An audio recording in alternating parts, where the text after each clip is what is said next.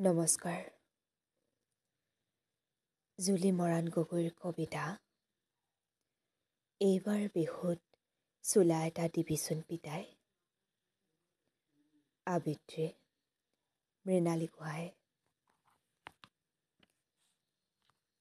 এইবাৰ বিহুত চোলা এটা দিবিচোন পিতাই। তই মোক চোলা নিদিয়া বহু বছৰ হ'ল। চেমনীয়া বিহু নাচি থাকোঁতেই তই চোলা কিনি দিছিলি। তাৰ দুবছৰমান পিছৰ পৰা মোক নিজৰ মতে কিনিব কলি। মই যিমানেই ডাঙৰ হৈ আহিলোঁ সিমানেই তই তাহানিতে কিনি দিয়া চোলাটোলৈ মনত পৰে।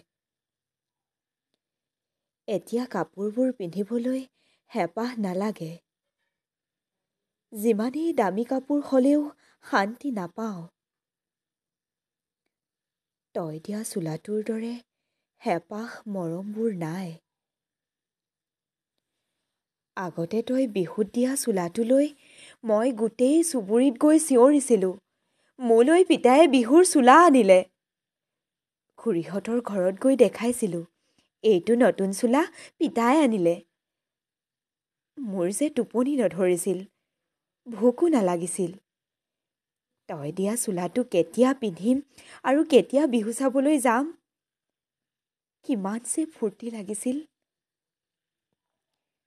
আকৌ শৈশৱত গৈ ফূৰ্তি কৰিব বৰ মন গৈছে পিতাই।